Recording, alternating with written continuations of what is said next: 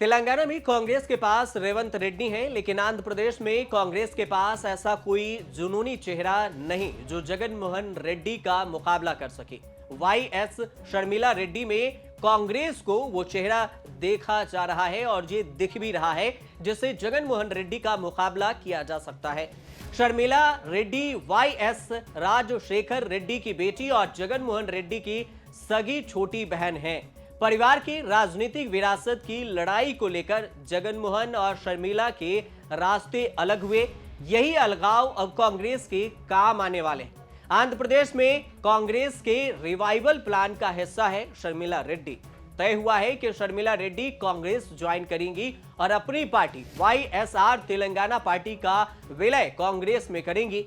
शर्मिला को आंध्र प्रदेश कांग्रेस अध्यक्ष, कांग्रेस महासचिव, राज्यसभा भेजने जैसे विकल्पों पर बात भी कर रही हैं। उन्होंने अपने समर्थकों को ऐसे ही डील के बारे में बताया है। हालांकि तेलंगाना चुनाव से पहले भी शर्मिला रेड्डी की सोनिया गांधी, राहुल गांधी से मुलाकात हो चुकी थी, लेकिन कुछ हुआ नहीं। लेकिन शर्मिला तेलंगाना चुनाव से दूर रही ताकि कांग्रेस की मदद हो सके। शर्मिला रेड्डी को लेकर दूसरी चर्चा यह भी है कि जगन मोहन रेड्डी बहन को साथ लेना चाहते हैं। शर्मिला से भी वाईएस राजशेखर रेड्डी वाला सेंटीमेंट जुड़ा है। जगन मोहन नहीं चाहते हैं कि पिताजी की विरासत का बंटवारा हो, लेकिन शर्मिला कांग्रेस में जाने के फायदे देख रही हैं।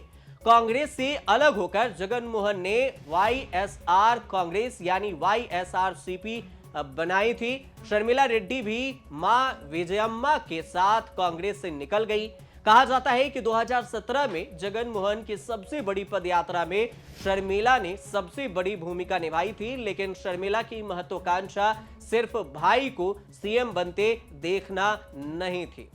जगन मोहन के रहते उनकी राजनीतिक महत्वाकांक्षा पूरी नहीं हो सकती थी। भाई बहन में मतभेद हुए और 2021 में भाई से अलग होकर शर्मिला ने मां विजयम्मा के साथ वाईएसआर तेलंगाना पार्टी बनाई। कोशिश की कि तेलंगाना में अपनी राजनीति जमाई जाए। पिता राजशेखर रेड्डी की कांग्रेस वाली विरासत तो जगन को ट्रांसफर हो गई, लेकिन बेटी शर्मिला के हिस्से आई है सिर्फ मां। राजनीति में जमने का स्ट्रगल ही उनको कांग्रेस तक ला रहा है। आंध्र प्रदेश में शर्मिला रेड्डी का कानून में जाना बड़ा ही राजनीतिक उलटफेर माना जा रहा है। अटकलें लग रही हैं कि अगर शर्मिला कांग्रेस में गई तो जगन मोहन की पार्टी वाईएसआरसीपी से कुछ विधायक भी कांग्रेस में जा सकते हैं। कुछ ऐसे हैं जिनके टिकट खतरे में हैं और कुछ ऐसे भी हैं जो शर्मिला के साथ जाकर वाईएसआर के प्रति वफादारी दिखाना चाहते हैं। शर्मिला रेड्डी की चर्चा तब हुई थी जब 2022 में हैदराबाद में केसीआर के खिलाफ प्रदर्शन करने के लिए कार से पहुंची थी। पुलिस ने केसीआर के घर से 1 किलोमीटर दूर कार में बैठे शर्मिला रेड्डी को क्रेन से उठवा लिया था।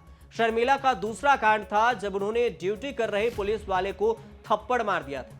लोकसभा और विधानसभा चुनाव से ठीक पहले शर्मिला रेड्डी 17 फरवरी को अपने बेटे वाईएस राजा रेड्डी की शादी कर रही हैं। उनके पति अनिल राजनीति से दूर रहते हैं, लेकिन पत्नी को भरपूर सपोर्ट करते हैं। रेड्डी परिवार में वो जगन की छोटी बहन है।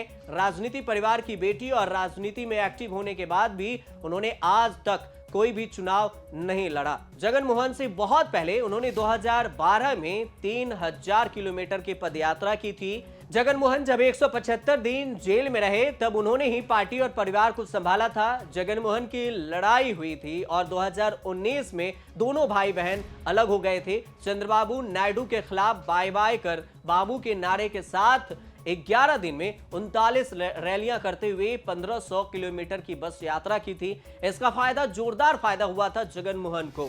और हाँ, आंध्र प्रदेश विभाजन के बाद जगन मोहन ने आंध्र प्रदेश पर फोकस किया, लेकिन शर्मिला तेलंगाना तक विस्तार चाहती थी। जगन मोहन नहीं माने तो उन्होंने वाईएसआर तेलंगाना पार्टी बनाकर तेलंगाना में जमने की कोशिश की। वाईएस राजशेखर रेड्डी कांग्रेस के वरिष्ठ नेता और गांधी परिवार के करीबी नेताओं में से थे। 2004 से 2009 तक आंध्र प्रदेश के सीएम भी रहे। 2009 में प्लेन क्रैश के बाद रेड्डी परिवार और कांग्रेस दोनों निपट गए। कांग्रेस में वाईएसआर की जगन मोहन रेड्डी को सीएम नहीं बनाया गया, उल्टे यूपीए शासन में जगन को करप्शन के आरोप में जेल जाना पड़ा था। जेल से निकलकर जगन मोहन ने राजनीति में जोरदार वापसी की। अपनी पार्टी बनाकर कांग्रेस बीजेपी से दूरी बनाकर आंध्र प्रदेश में लोकसभा और विधानसभा चुनाव जीते। आंध्र प्रदेश में कांग्रेस, टीडीपी, बीजेपी सब निपटे हुए हैं। तेलंगाना जीतने के बाद कांग्रेस को उम्मीद दिख रही है कि जो तेलंगाना में हुआ वो कांग्रेस में आंध्रा में भी कर सकती है। राहुल गांधी की भारत जोड़ो यात्रा भी आंध्र प्रदेश में सफल रही थी, लेकिन अभी भी जोरदार नेता की तलाश है जो रेवंत रेड्डी जैसे कमाल कर सके आंध्र प्रदेश में, और वो शर्मिला के रूप में कांग्रेस को दिख रहा है। कुछ दिन पहले देश के मशहूर इलेक्शन स्ट्रेटेजिस्ट प्रशांत किशोर चंद्रबाबू नायडू से मिलने गए थे। अनुमान लगाया जा रहा है कि चुनाव में पीके नायडू के लिए काम कर सकते हैं। चर्चा इसकी भी है कि पीके के जरिए चंद्रबाबू नायडू और कांग्रेस में भी अलायंस हो सकता है। जगन मोहन से लड़ाई कांग्रेस और नायडू दोनों की है। दोनों आपस में लड़ेंगे तो फायदा जगन मोहन को ही होगा। लेकिन इस बीच कांग्रेस जगन मोहन की बहन को शर्मिला रेड्डी को मैदान में उतारने की तैयारी कर रही है, लेकिन जब वो कांग्रेस में शामिल होगी तभी ये सफल हो पाएगा। अब देखते रहिए न्यूज़ तक।